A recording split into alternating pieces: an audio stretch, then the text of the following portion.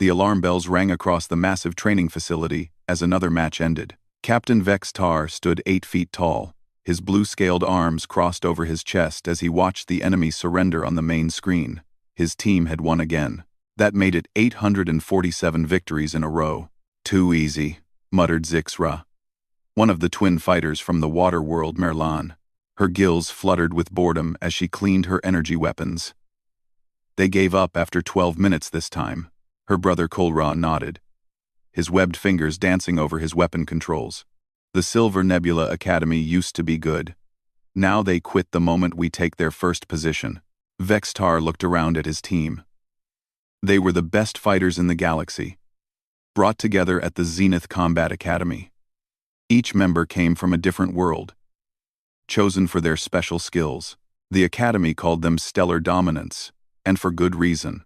The clicking twins, Tekit and Mekit, were busy with their machines. Their insect-like bodies moved quickly as they packed away their engineering tools. They could build defensive walls and attack systems faster than any other species in the galaxy. Their forearms worked like lightning, and their compound eyes saw everything at once. Near the back of the room, a cloud of purple gas shifted and moved. That was Wisp, their scout. Wisp's people had no solid bodies. They could float through tiny spaces and see things others missed. Wisp spoke in a voice like wind through leaves. "The enemy never saw me coming," Wisp said. "Their sensors are too slow for gas-form reconnaissance." Vex-Tar felt proud of his team, but something bothered him.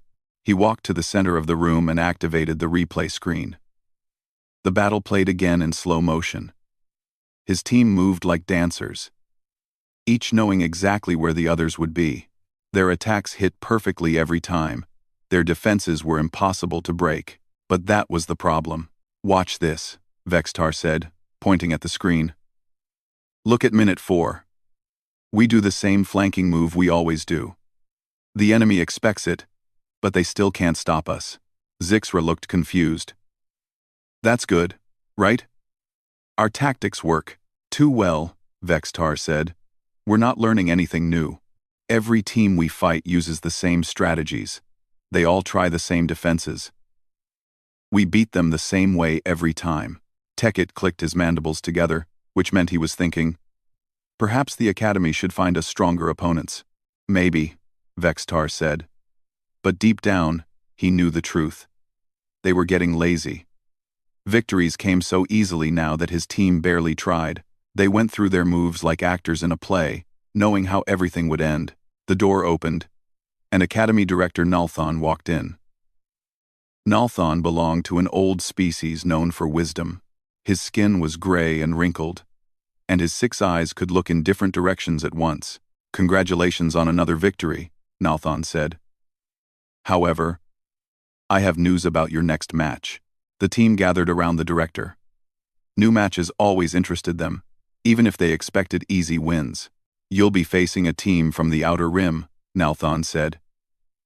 "A newly discovered system called Sol. The 3rd planet is inhabited by a species that calls themselves humans." Kolra laughed, making bubbling sounds. "Outer Rim? They probably just learned how to make fire. Their technology level is acceptable for Academy standards," Nalthon said carefully. "But their planet is unusual." "How unusual?"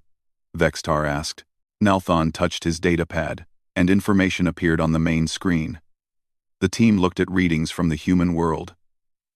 Vex-Tar's eyes widened as he read the numbers. "This can't be right," he said. "Gravity is 1.3 times galactic standard. Atmospheric pressure varies wildly. Weather patterns include toxic storms and radiation events. Wisp's gas form turned darker. That sounds like a death world." "Indeed," Nalthon said. "Most species consider planet Earth uninhabitable. Yet humans have not only survived there, they've thrived. They've built cities and developed space travel despite these conditions." Mekit's compound eyes focused on the screen. "How many team members are they sending?" Nalthon paused. "That's interesting. Their academy is only sending 1 fighter." The room went quiet. Then Zixra burst out laughing. "1 fighter? Against all 5 of us? This will be the shortest match in Academy history. But Vextar wasn't laughing. He studied the planetary data more carefully. If humans lived on a world like this, they had to be incredibly tough.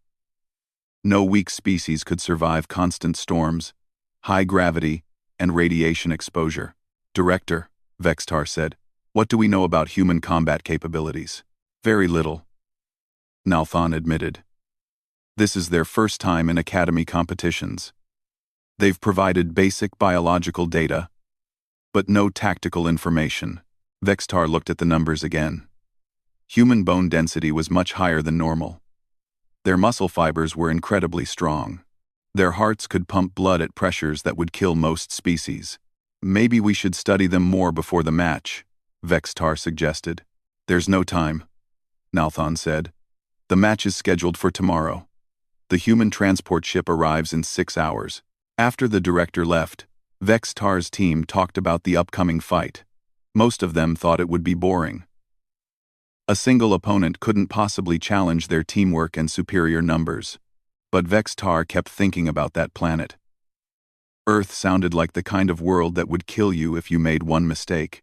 What kind of fighter would such a world produce? He decided to do some research. The Academy's computer systems had basic information about human history. What he read made him uncomfortable. Humans fought constantly, not just against each other but against their own planet. They had weapons capable of destroying entire cities. Their military training included something called survival in hostile environments. Most troubling was a note about human psychology. The report said humans had an unusual relationship with danger. Instead of avoiding it, they often seemed to seek it out. They had sports that involved jumping from great heights and racing at deadly speeds. Captain, Zixra asked, you look worried. Vextar closed the computer files. Just thinking about tomorrow's strategy. What strategy? It's 1 fighter against 5 of us. We'll use our standard opening formation and have them defeated in minutes. Vextar nodded, but doubt grew in his mind. Standard formations worked against standard opponents. But nothing about a Deathworld species sounded standard. That night, Vextar couldn't sleep. He kept thinking about the planetary data. High gravity meant humans were incredibly strong. Toxic storms meant they could adapt quickly to changing conditions. Radiation exposure meant they were tough beyond belief. Tomorrow, stellar dominance would face their 848th opponent. But for the first time in years, Vextar wasn't sure they would win. The transport ship from Sol System landed at Zenith Academy with barely a whisper. Vextar and his team waited in the main hangar, expecting to see a squad of human fighters emerge from the ship. Instead, only one person walked down the ramp. She was small. That was Vextar's first thought. The human female stood maybe 5.5 feet tall, with dark hair pulled back in a simple knot. Her skin was tanned brown from what must have been years under a harsh sun. She wore a basic gray uniform and carried nothing but a small data pad. "Where's the rest of your team?" asked Academy official Mordex, his tentacles waving in confusion. The human looked up at him with calm brown eyes. "I am the team," she said. Her voice was steady, without any hint of worry. Mordex's tentacles went still. "I don't understand. The competition requires teams of multiple fighters. The rules say teams of 1 to 8 members." The human replied, "I checked before coming here. My name is Maya Chen, representing Terra Military Academy." Zixra whispered to her brother, "She must be joking. One person can't fight all of us." Maya heard the whisper and turned toward them. "I speak Galactic Standard," she said with what might have been a smile. "And yes, I can fight all of you. That's why I'm here." Vextar stepped forward. Even standing straight, Maya's head barely reached his chest. "Miss Chen," he said carefully, "perhaps you don't understand the nature of these competitions. Teams work together using complex strategies and combined tactics." Maya nodded. "I understand. You use teamwork to overcome individual weaknesses. That's smart." She paused. "But I don't have individual weaknesses that need covering." The confidence in her voice made Vextar uncomfortable. This wasn't arrogance or bravado. Maya spoke like someone stating a simple fact. Official Mordex activated his data pad. We'll need to run standard medical scans before the competition. Please follow the medical droid to scanning room 3. Maya walked behind the floating medical droid without hesitation. Vex's Tar and his team followed, curious about what the scans would show. The scanning room had medical equipment from a dozen different worlds. Maya stepped onto the examination platform and stood perfectly still while machines hummed around her. Lights flashed and sensors beeped as they analyzed her body. Then the alarms started. Error in bone density readings, announced the medical computer in its calm voice. Readings exceed normal parameters. Recommend recalibration. Medical technician Yulna looked at her screen with confusion. The machine says her bones are 3 times denser than normal. That can't be right. Run the scan again, Mordex ordered. The second scan gave the same results. Maya's bones were incredibly thick and strong. Her muscles showed fiber density that the computer had never seen before. Her heart was larger than expected, built to pump blood at tremendous pressure. Fascinating, Yulna said, studying the readings. Your cardiovascular system appears designed for extreme stress conditions. How much gravity does your world have? 1.3 times galactic standard, Maya answered. But that's at sea level on calm days. It varies depending on weather and location. Tekket clicked his mandibles nervously. Weather affects gravity? Maya looked puzzled by the question. Not gravity directly. But atmospheric pressure changes during storms can make you feel heavier. And if you're running from a volcanic eruption in high altitude, the thin air makes everything harder. The room went quiet. Wisp's gaseous form turned pale purple, which meant shock. You run from volcanic eruptions? Wisp asked in a voice like scared wind. Sometimes, Maya said. Depends on how fast the lava moves and which direction the wind blows the toxic gases. Usually, it's better to find shelter and wait it out. But if you're caught in the open, running is your only choice. Vex Tar stared at the medical readings. Your planet has toxic gases? Sure. Volcanic activity releases sulfur compounds and other chemicals. Plus, we get solar radiation during magnetic storms. And of course, there are the predators. Maya spoke like she was discussing the weather. Kolra's gills opened wide in surprise. Predators? Large carnivores. Bears, big cats, sharks in the water. They're not usually a problem if you stay alert and don't do anything stupid. Maya stretched her arms above her head, and several aliens flinched at how far her joints bent. The real danger is getting careless. Earth doesn't forgive mistakes. Medical technician Yulna looked at her instruments again. These readings suggest you could survive in conditions that would kill most galactic species. How is that possible? Maya shrugged. Evolution, I guess. Weak humans died out millions of years ago. Only the tough ones survived long enough to have children. Official Mordex activated his communication device. Director Nalthon, please come to scanning room 3 immediately. While they waited, Maya examined the competition details on her datapad. The simulation would take place in an artificial city with buildings, streets, and defensive positions. Both teams would start at opposite ends and fight until one side was eliminated or surrendered. The arena looks interesting, Maya said. Lots of vertical surfaces for climbing. Good sightlines for long-range attacks. Multiple approach routes for flanking maneuvers. Vex Tar was surprised by her tactical analysis. You've studied urban combat? All human soldiers do. Cities are where most people live, so they're where most fighting happens. Maya looked up from her datapad. What's your team's specialty? Combined arms tactics, Vex Tar said proudly.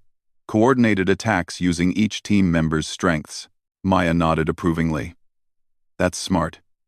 Use your advantages, minimize your weaknesses. Classic military thinking. What about you? Zixra asked. What's your specialty? Maya thought for a moment. Adaptation. Earth changes constantly, so humans learn to change with it. Fire, flood, earthquake, storm. It doesn't matter. We figure out what needs doing and we do it. Director Nalthon arrived and immediately looked at the medical readings. His 6 eyes went wide. These numbers, he said slowly. They suggest Miss Chen could survive injuries that would be fatal to most species. Probably, Maya agreed. Humans are pretty durable. We have to be. Nalthon studied Maya carefully. Miss Chen, are you confident you can compete effectively against a 5-member team? Maya's brown eyes met his gaze without blinking. Director, I didn't come here to compete. I came here to win. The certainty in her voice sent chills through the room. This wasn't boasting. Maya spoke like someone who had never considered losing as a possibility. When does the simulation begin? Maya asked. 1 hour, Mordex replied. Do you need time to study your opponents, or prepare equipment? Maya shook her head. I've seen enough. They're good fighters, but they think like people who've never been in real danger. She looked at stellar dominance with something that might have been pity. That's going to be a problem for them. Oh. As Maya walked toward the preparation room, Vextar realized something that made his scales itch with worry. Every other opponent they'd faced showed signs of nervousness before a match. Increased heart rate, sweating, fidgeting, normal responses to stress. Maya showed none of those signs. Her heart beat steady and slow. Her breathing was calm. Her movements were relaxed but alert. She wasn't nervous about fighting stellar dominance. She was looking forward to it. The simulation arena materialized around them like a real city. Buildings rose 30 stories high. Connected by bridges and platforms, streets ran between massive structures, creating perfect spots for ambushes and defensive positions. The artificial sun cast sharp shadows that could hide an entire squad. Stellar dominance appeared at the north end of the arena in their usual formation. Vextar took the center position with clear views of all approach routes. The Merlani twins spread out to his left and right, their weapons covering the main streets. Tekit and Mekit immediately began building defensive barriers and automated turrets. Wisp dissolved into gas form and floated upward to scout enemy positions. At the south end, Maya Chen stood alone in an empty plaza. She looked around calmly, studying the buildings and streets like a tourist admiring architecture. Beginning combat simulation, announced the arena computer. Victory conditions. Elimination or surrender of opposing force. Safety protocols active. Begin. Vextar expected Maya to find cover immediately. Every intelligent fighter's first move was to avoid being shot. Instead, Maya did something that made his jaw drop. She started running directly toward them. Not sneaking, not using cover, just running straight down the main street at a speed that seemed impossible for someone her size. Contact, Wisp reported from above. Enemy fighter advancing on main approach. No cover, no concealment. She's running in the open. Trap? Suggested Zixra. Vextar watched through his targeting scope. Maya ran with smooth efficiency, her feet barely making sound on the simulated pavement. I don't think so. Target her now, before she reaches better positions. The Merlani twins opened fire with their energy weapons. Bright bolts of plasma streaked toward Maya, designed to stun rather than kill in training mode. Any normal fighter would dive for cover or retreat to safety. Maya saw the incoming fire and did something impossible. She increased her speed. The plasma bolts hit empty air where she had been milliseconds before. Maya had changed direction without slowing down. Leaping sideways onto the wall of a building, her feet hit the vertical surface and kept running, using her momentum to race up the side like gravity didn't exist. How is she doing that? Kolra demanded, trying to track her with his weapon. Maya reached a third-story window and dove through it in a shower of artificial glass. The twins lost their target as she disappeared into the building. Wisp. Where is she? Vex, Tar called. I can't get a fix, Wisp reported, sounding confused. She's moving too fast inside the building. The walls block my sensors. Tekit's defensive turrets spun wildly, trying to find something to shoot. Motion detectors show movement on floors 3, 5, and 7. How can she be in 3 places at once? She couldn't. Vextar realized. Maya was moving so quickly between floors that the sensors couldn't keep up. While his team tracked false signals, she was already somewhere else. A window exploded outward on the 6th floor of a building to their left. Maya came flying through in a cloud of glass fragments. Her body twisted in a dive that carried her to the roof of the next building. She rolled when she landed and kept running without pause. "She's flanking us," Vextar said. Repositioned to meet her advance. But even as he spoke, Maya changed course again. Instead of continuing her flanking movement, she leaped from the rooftop directly toward their position. The jump had to be at least 60 feet across empty space. Maya tucked into a tight ball as she flew through the air. She hit the side of Teket's defensive wall and bounced off like a rubber ball, redirecting her momentum toward the twin engineers. Teket raised his weapon, but Maya was already inside his guard. Her shoulder hit his midsection and sent him tumbling backward. Before Meket could react, Maya had grabbed one of their automated turrets and threw it at him with tremendous force. "She's in our position," Meket clicked frantically. Defensive perimeter breached. The clicking twins were the best engineers in the academy, but their insect bodies weren't built for close combat. Maya moved between them like water. Too fast to target, and too close for their weapons to track. Vextar tried to get a clear shot, but Maya kept the engineers between herself and his position. Every time he had her in his sights, she would shift just enough to put one of his own teammates in the line of fire. "Fall back to position 2, Vextar ordered. The team tried to retreat to their secondary defensive line, but Maya wouldn't let them disengage. As soon as someone turned to run, she was after them with that impossible speed. When Meket tried to flee toward the Merlani twins, Maya caught him in 3 quick strides and sent him crashing into a pile of construction materials. "Meket is eliminated," announced the arena computer. 1 down, 4 to go. Zixra and Kolra tried coordinated fire to drive Maya back, but she used the urban terrain like it was alive. When plasma bolts came from the left, she rolled behind a concrete barrier. When fire came from the right, she dove through a doorway. When both twins shot at once, she leaped straight up and grabbed a fire escape ladder, swinging herself out of the kill zone. "She's not fighting like a person," Kolra said, his voice tight with frustration. "She's fighting like a force of nature." That was exactly right, Vextar realized.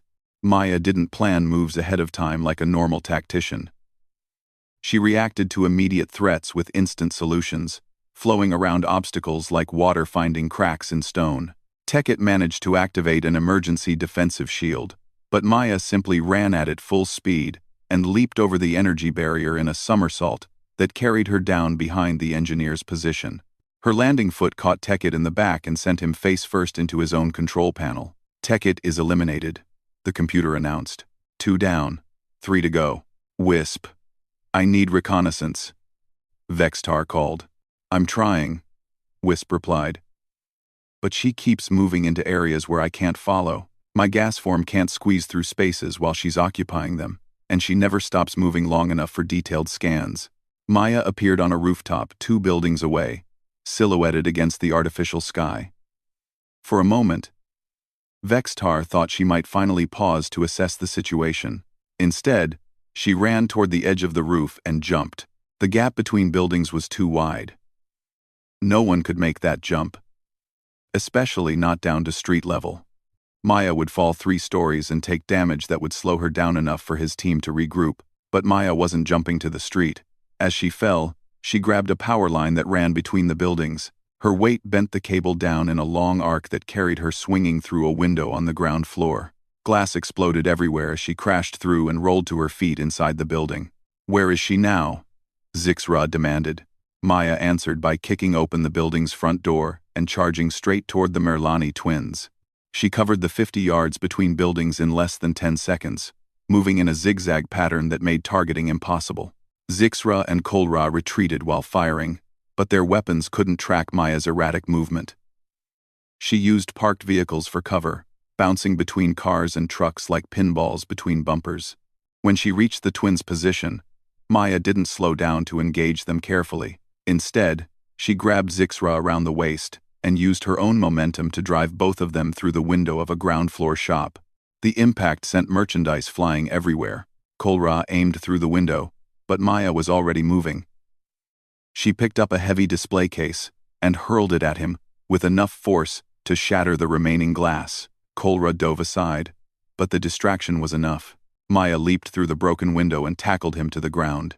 Zixra is eliminated, the computer said. Kolra is eliminated. 4 down, 2 to go. Vextar found himself alone except for Wisp, facing an opponent who had eliminated most of his team in less than 15 minutes. Everything he knew about tactics and strategy seemed useless against Maya's relentless advance. "Captain," Wisp said nervously, "perhaps we should surrender. This isn't going well." Vextar's warrior pride rebelled against the suggestion, but his tactical mind had to admit the truth. Maya fought with a speed and aggression that made normal defensive measures worthless. She didn't follow any combat doctrine he recognized, treating each moment as a separate problem to solve through direct action. "No," Vextar said finally. "We finish this fight." Maya emerged from the shop and looked around calmly. When she spotted Vextar on his elevated position, she didn't try to sneak closer or find a better angle of attack. She just started running toward him again, that same relentless advance that had brought down his entire team. Vextar raised his weapon and prepared for the final confrontation. Vexatar had fought in over 800 simulations. He had faced every type of enemy the galaxy could produce. Nothing had prepared him for Maya Chen's approach to combat. She didn't climb the stairs to his elevated position. She didn't look for an elevator or search for another route up the building. Maya simply ran at the wall beneath him and leaped upward, grabbing window ledges and architectural details to pull herself higher with each jump. Vextar fired down at her, but Maya twisted around his plasma bolts while still climbing. Her movements looked impossible. No one should be able to change direction while hanging from a narrow ledge 30 feet above the ground. Yet Maya flowed from handhold to handhold like liquid mercury, never staying in one place long enough to be targeted. "Wisp, attack her from behind while she's climbing," Vextar ordered. Wisp tried to comply, flowing down toward Maya in gas form. But Maya sensed the approach somehow and kicked off from the wall, falling backward through Wisp's gaseous body. The scout's form scattered in all directions as Maya's solid mass disrupted the delicate gas structure. Maya landed on a lower balcony, rolled to absorb the impact, and immediately began climbing again from a different angle. Wisp reformed slowly, clearly shaken by the unexpected contact. "She touched me," Wisp said in a voice like scared wind. "Solid beings can't usually affect my gas form, but she moved through me like I was nothing." Vextar understood what that meant. Maya hadn't just disrupted Wisp accidentally. She had deliberately used her fall to scatter the scout, while repositioning for a better climbing route. In one move, she had neutralized an enemy and improved her tactical situation. Maya reached the roof level and vaulted over the edge with fluid grace. She stood 20 feet away from Vextar, finally close enough for him to see her clearly. Her breathing was slightly elevated but controlled.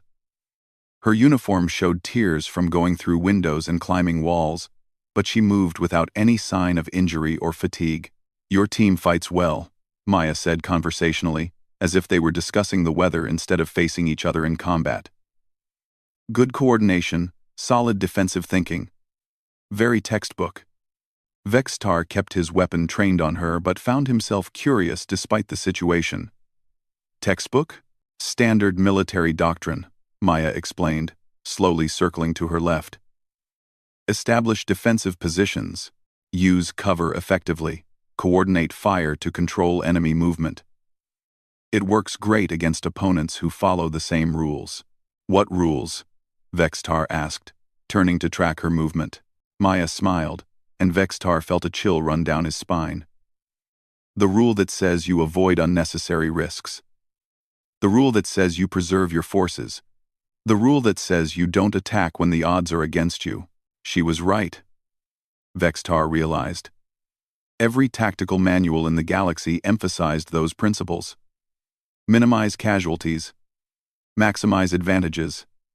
Never engage without favorable conditions. "Those are good rules," Vextar said carefully. "For most fights," Maya agreed. "But what happens when following those rules means losing?" Before Vextar could answer, Maya moved. Not the straight-line charge he expected, but a complex pattern that took her behind a rooftop air conditioning unit. up and over a ventilation duct, and around to his blind side in 3 seconds. Vex-Tar spun to face her new position, but Maya was already gone. She had used the brief cover to change direction again, this time coming at him from directly ahead.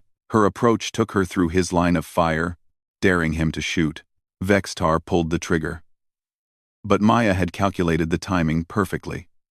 She dropped into a slide that carried her under his plasma bolt and directly toward his legs. Her shoulder hit his knees and sent him staggering backward. As Vex-Tar fought for balance, Maya rolled to her feet and grabbed his weapon arm. Her grip was incredibly strong. Stronger than should be possible for someone her size. She used his own momentum against him, redirecting his weight to send him crashing into the rooftop access door. "Your problem," Maya said, helping him back to his feet with surprising gentleness, "is that you fight like someone who's afraid of getting hurt."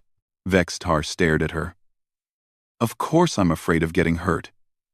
Pain is a signal to avoid dangerous situations." Maya nodded thoughtfully. "That makes sense for most species. But humans evolved differently. On Earth, the dangerous situations come to you. Whether you want them or not, you can't avoid them, so you learn to move through them instead." "Wisp," Vex-Tar called. "Final assault pattern." But when he looked around, Wisp was gone. The scout had quietly fled the battle zone, unwilling to face Maya's impossible fighting style. "Wisp is eliminated through retreat," announced the arena computer. "Vex-Tar is the final remaining member of Stellar Dominance." Maya looked genuinely sorry about this development. "Your scout was smart to leave. Gas-form beings have trouble with humans. We're used to fighting an atmosphere that changes constantly. Toxic clouds, smoke, chemical vapors. Your friend couldn't adapt fast enough." Vex-Tar felt a crushing weight of understanding. His team hadn't lost because Maya was better trained or better equipped. They had lost because she approached fighting from a completely different perspective. "You've been analyzing us since the match started," he said. "Since before the match started," Maya corrected. "I watched recordings of your previous fights while traveling here. Your team uses the same basic pattern every time. Establish position, coordinate fire, control territory. Very efficient against predictable opponents. But not against you." Maya shrugged. "I don't establish positions because I don't need them. I don't coordinate fire because I work alone. I don't control territory because I'd rather stay mobile." She paused.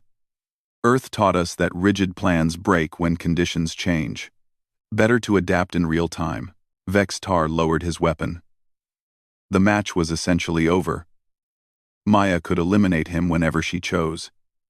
"How did your planet create fighters like you?" "Evolution," Maya said simply. "Humans who couldn't adapt quickly died out millions of years ago. The slow ones got eaten by predators. The weak ones died in storms. The inflexible ones couldn't survive when their environment changed." Her brown eyes grew distant. "Only the tough ones lived long enough to have children." "But you're not just tough," Vex-Tar said. "You think differently about combat itself." Maya nodded approvingly. "Good observation. Most species learn to fight other members of their own species. Humans learn to fight our planet first, each other second. Earth doesn't follow rules or show mercy. It doesn't negotiate or retreat. It just keeps coming until you adapt or die." The explanation hit Vex-Tar like a physical blow. Stellar Dominance had trained to fight intelligent opponents who made rational decisions. Maya had been shaped by forces that cared nothing for intelligence or rationality. "Your team fights like the simulation matters more than survival," Maya continued. "I fight like losing means dying, because on Earth, it usually does." She raised her hands to show she wasn't holding any weapons. "Do you want to surrender, or should I finish this?" Vex-Tar looked around the rooftop. His entire team had been eliminated in less than 40 minutes. Maya had dismantled their carefully planned tactics through sheer, relentless pressure that never allowed them time to regroup or adapt. But more than that, she had done it while barely breaking a sweat. This wasn't her maximum effort. It was just Tuesday morning for someone from Earth. "I surrender," Vex-Tar said quietly. "Match concluded," announced the arena computer. "Victory, Terra Military Academy." The simulation faded away, leaving them standing in the plain training room. Maya walked over to where Vextar's eliminated teammates were reappearing as the virtual reality systems shut down. "Good fight," she said sincerely, offering handshakes to each member of the former Stellar Dominance. "You're all skilled fighters. With a little adaptation training, you'd be formidable." Tekit clicked his mandibles in confusion. "Adaptation training? Learning to fight without predetermined plans." Maya explained. "Earth military calls it thinking on your feet. The ability to change tactics instantly when conditions change." Zixra looked stunned. "But how do you coordinate with teammates if everyone is improvising?" Maya smiled. "You don't need to coordinate when you trust each other completely. Human soldiers learn to anticipate what their partners will do, even in unexpected situations."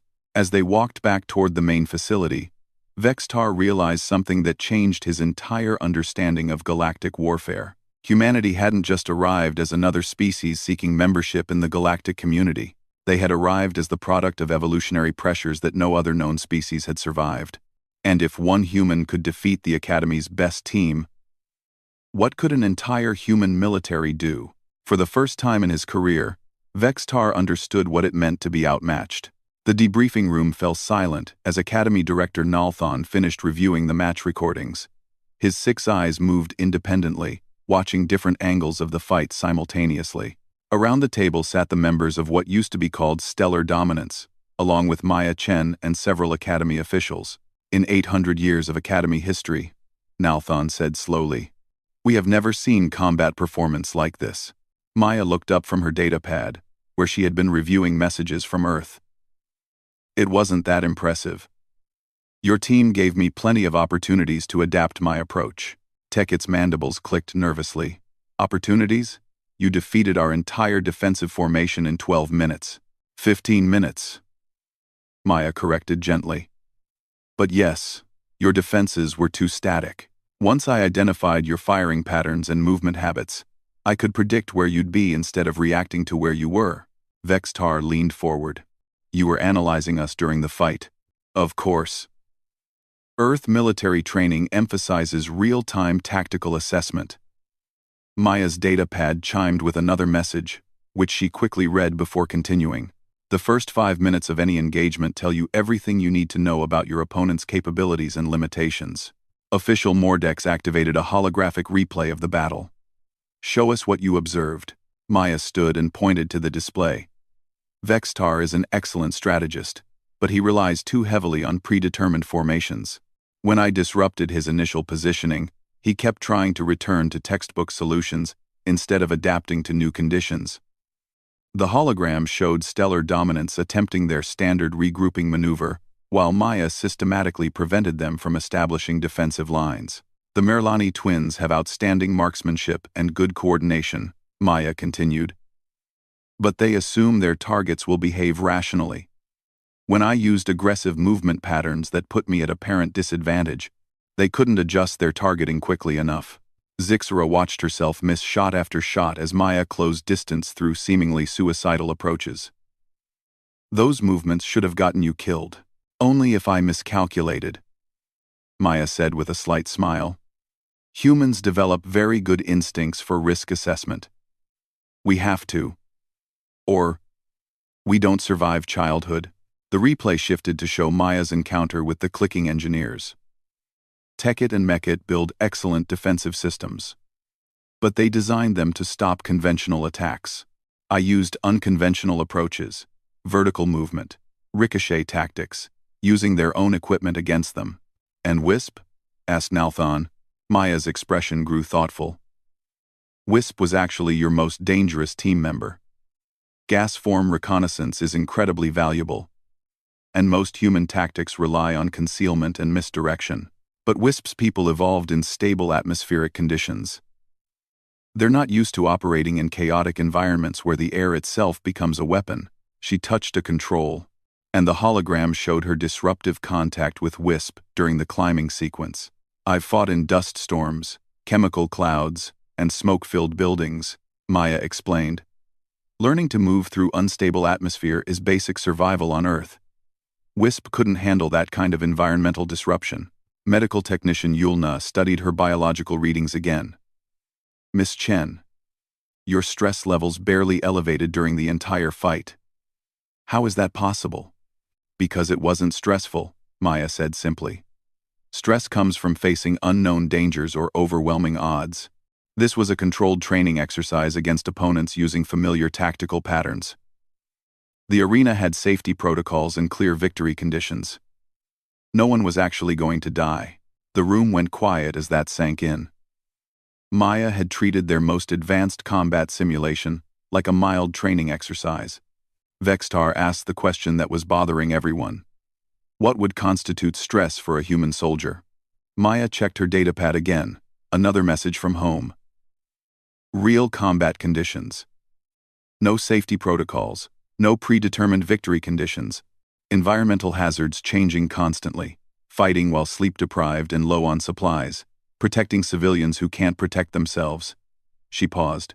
Or fighting other humans. Other humans?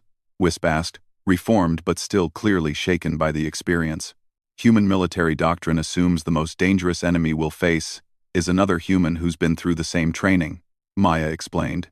We prepare for opponents who think like us, move like us, and adapt as quickly as we do. Director Nalthon's skin color shifted to pale gray, indicating deep concern. Miss Chen, what you're describing suggests human military capabilities far exceed galactic norms. Maya shrugged. Maybe. I wouldn't know. This is my first time fighting non-humans, but I can tell you that any squad from Earth's basic military training would have performed similarly against your team's tactics. Any squad? Mordex asked weakly. This was standard-level performance for a human soldier, Maya confirmed. I'm not specially enhanced or uniquely trained. Every third, 41. Earth Military Academy teaches these techniques to everyone who passes basic fitness requirements. She pulled up a message on her datapad and smiled. Speaking of which, I just received 3 more competition invitations that arrived while we were fighting. The Spiral Arm Academy, Centaurus Military Institute, and the Galactic War College all want to schedule matches. Maya quickly typed acceptance messages for all 3 invitations. When can we schedule the next simulation? The Academy officials exchanged concerned looks. If Maya was correct about human military standards, they weren't just looking at one unusually capable individual. They were seeing a preview of an entire species whose approach to warfare had been shaped by evolutionary pressures no other galactic civilization had experienced. Vextar stood up slowly. Miss Chen, I have a request. Maya looked at him attentively. I want to train on Earth, Vextar said. My entire team does. We want to learn how to fight the way you do. Earth training is dangerous, Maya warned. Our military schools don't adjust for non-human physiology. The gravity alone might be too much for your species. We'll adapt, Vextar said firmly. You said adaptation was the key to survival. We need to learn that skill. Maya nodded approvingly. I can recommend you to our academy. But I should warn you. Earth military training doesn't slow down for anyone.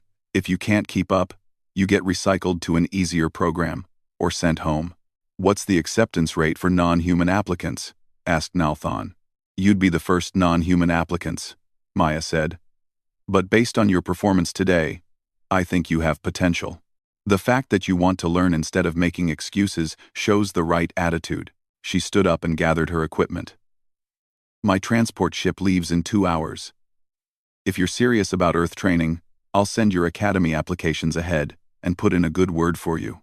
As Maya headed for the door, Tekit called out. Why are you helping us? We're technically enemies in future competitions. Maya paused and looked back with genuine surprise. Enemies? We're all soldiers. The point of training is to make everyone better at protecting their people. She smiled. Besides, if you learn to fight like humans, our next match will be much more interesting. After Maya left, the room remained silent for several minutes. Finally, Director Nalthon spoke. Gentlemen, beings, I believe we have just witnessed the beginning of a new era in galactic military affairs. The arrival of humanity changes everything we thought we knew about combat, tactics, and the nature of warfare itself. Vextar looked at his former teammates. Are we all in agreement about Earth training? 4 heads and 1 gas cloud indicated yes. Then we'd better start preparing, Vextar said. Something tells me human military school is going to make academy training look like a vacation. Outside the academy, Maya boarded her transport ship and settled in for the journey home. Her datapad showed 17 new competition requests, 12 offers to lecture at military academies, and one message from Earth Command asking for a detailed tactical assessment of galactic military capabilities. As the ship lifted off, Maya began typing her report. The galaxy was full of skilled fighters using sophisticated tactics and advanced technology, but they all fought like people who expected their enemies to be reasonable. That was going to be a serious disadvantage when they encountered humans who had been shaped by a world that was never reasonable. Maya smiled as she wrote her conclusion. Recommend immediate expansion of human military presence in galactic affairs. Current galactic tactical doctrine is approximately 300 years behind human standards. We could have this entire spiral arm pacified and protected within a decade. She sent the report and settled back for the long flight home. Tomorrow there would be new challenges, new opponents to face, new problems to solve through adaptation and forward momentum. Just another day for a graduate of Earth Military Academy. The ship entered hyperspace, carrying Maya and the news that would reshape galactic warfare forever.